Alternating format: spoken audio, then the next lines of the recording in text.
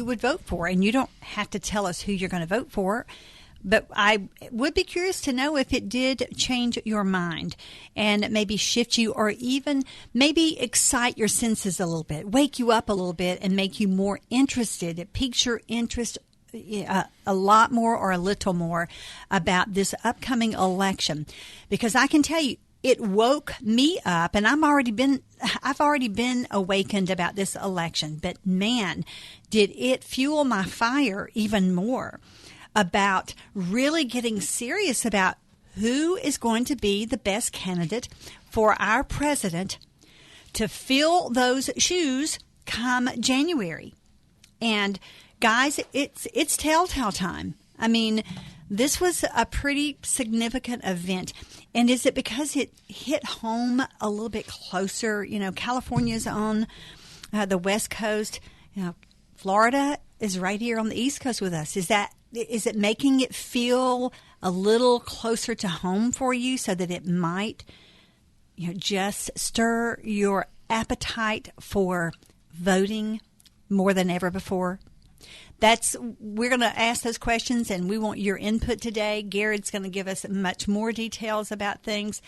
571-2428, 571-CHAT. And so glad to open those phone lines to you guys today, because, you know, I know that this has to be disconcerting to you. I know it is. It was disconcerting to me in a number of ways. And on Friday's show, I hope to have Daniel Mingo, who, of course, is president and founder of Abba's Delight right here in the Kentuckiana area. If he is able, he's just recuperating from some surgery, and if he is feeling up to it, he's going to join us by phone Friday, and we'll talk about it from the perspective of, you know, just the social aspects of it, the moral and ethical aspects of it. But we're looking at it from a political standpoint today. But I know that you can't help but inject maybe some of your, you know, just your heart about this. You can't help but to. And I can't help but say that it probably tenderized, but it also united America again, did it not? So 571-2428, 571-CHAT. I do want to remind you that this weekend, Father's Day weekend, is our 50th anniversary for WFIA. And seeing the course of events happening as they are in America, and I'm not bringing any kind of doom and gloom on America, because I believe that we still are a very vibrant, a very powerful, a very critical country in, you know, the whole scheme of this global political persuasion. And, you know, I don't believe we've lost our greatness. I do believe it has diminished somewhat, but I don't believe we've lost our greatness. Maybe we've just forgotten how great we are because we're buying the lies. But let's crank it up and talk today. But one aspect is that we still have our freedom for this kind of show. WFIA has been doing this for 50 years, and we just want you to celebrate with us. We feel like it's important more so than ever before, because, you know, if your freedoms have not been under attack, you know, personally on an individual basis, then you've got your head in the proverbial sand. And, you know, so would you just come out and celebrate while, you know, because we do have this freedom? Will you come out and celebrate with us? It's going to be at Huber's. And here's the number that you can call for reservations, 812-923-5255,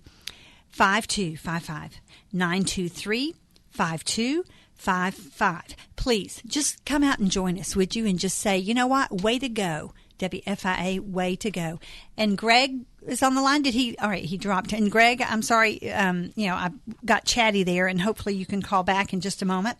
And the weather is a little bit ominous out there, so we could be dropping some cell service.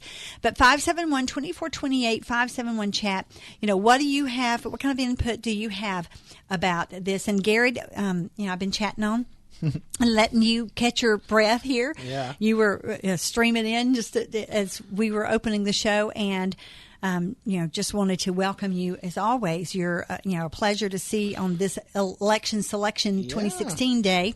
People have come to anticipate and to be encouraged by what you have to say. And we can't wait after the events of this weekend to hear from you. So thanks for being here, bud. Well, no problem. And on behalf of my staff at Civic King Consulting, to say that our thoughts and prayers are with the victims and their families.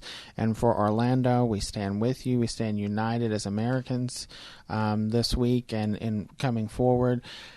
We had a feeling of what we had after 9/11 in the sense that for once we were united again, the people were united again. Mm-hmm. The thousands of people that turned out when the American Red Cross in Orlando said we need blood, and thousands of people just went to their aid. Wasn't it? That was so heartwarming. That was a sign of the greatness of America, and that's right. And the united that we are. And we have made it very clear as a people to the rest of the world, and many leaders from around the world have responded in the sense that we will not stand for these acts of barbarism, and we will not cower to them simply because they want to change our freedoms and our way of life, and the fact that in America you are free to do many things that you are not free around the world.